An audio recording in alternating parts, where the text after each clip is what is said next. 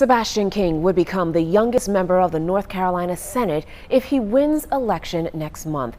Well, King, a Republican, faces incumbent Democrat Michael Garrett in the race to represent Guilford County.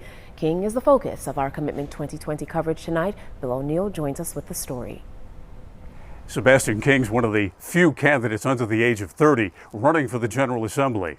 He says his past experience as a legislative aide has prepared him to become a North Carolina lawmaker. When asked why he's running for office, something he's never done before, King cites his childhood. I come from a low-income family. My mom had me at 15 years old, and I'm a grandson of a janitor and of a maid. And unfortunately, in Raleigh and in politics in general, working families and low-income families are not represented enough.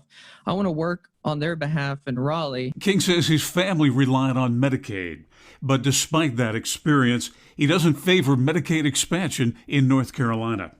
He says he'd rather explore other health care options, such as health savings accounts, a tax-free option for private health plans. As far as those who don't have the money, we should explore providing vouchers for the HSA program. I think that's a good start. The science is behind the HSA as preventative health care, and that's what we need more of in North Carolina is preventative health care. King serves on the board of a Guilford County charter school.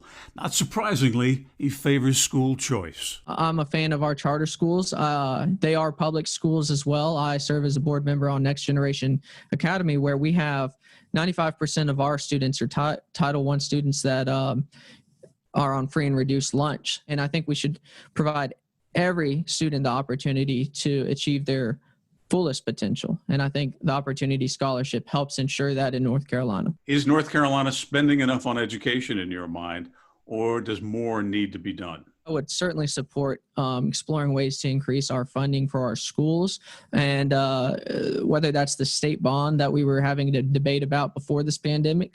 I think that's one potential solution, especially because we have a AAA credit rating now. I think we do have to do more, though. Would you be willing to raise taxes for education? No, I don't think we necessarily have to increase our taxes. King says he thinks everyone can agree that Black lives matter. Do you believe that the police treat Black and white citizens the same? I think 99.9% of police do, but I think it's the 0.01% or 0.1% that don't. And those are the ones that we need to be held accountable. Every American should be treated the same. King says he supports a nonpartisan commission for redistricting, something neither party has been able to pass. His opponent is Democrat Michael Garrett. Garrett defeated Trudy Wade in a close race 2 years ago. Bill O'Neill, WXII 12 News.